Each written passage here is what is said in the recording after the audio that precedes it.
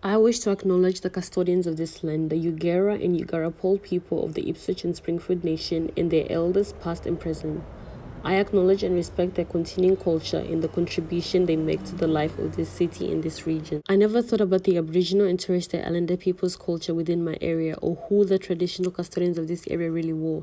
However, through this study, I have discovered that Springfield represents the indigenous cultures to some degree. This is because I felt like it wasn't represented clearly, as you had to go search before you could actually discover anything. An example of this was when I went to the Springfield Library. To my surprise, I couldn't find any books in the children's storytime section that represented the indigenous community. Therefore, I went to ask the front counter and so surprised that it took them quite a long time to find the books that I was looking for. In this case, I immediately knew that the contemporary indigenous cultures and identities were not visible and valued in this library. To me, I felt like the knowledge was not clearly taught to the children even at a young age. It made me wonder how exactly the children in Springfield area are growing up and whether they are growing up to be accepting of not only the indigenous cultures as well as other cultures. These were one of the few books that I was able to locate. Although the library had disappointed me, I later discovered that there was a school built for the indigenous community.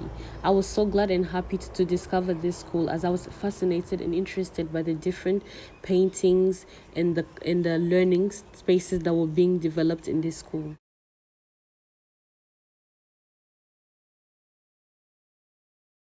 I was also able to learn a few words.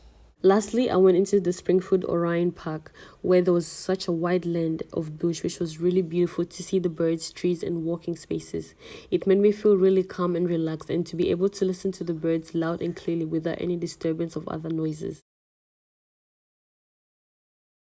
I could finally see why and how important connection to the land really is, and how it really soothes and comforts you, as well as removes any other thoughts from your head.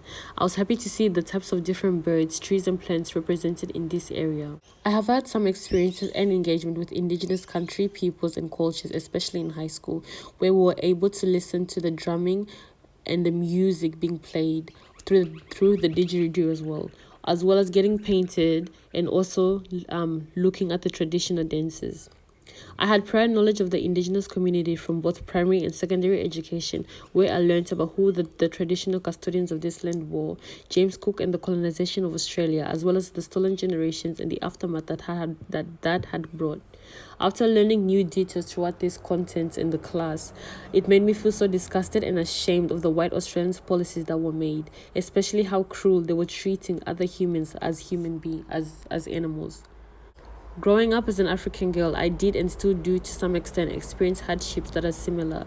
I do believe in equality and fairness, and after the examination of my Springfield area, I believe more knowledge of other cultures needs to be embedded into the children that are growing up so that it reduces the amount of prejudice and oppression that is currently being experienced within many individuals today.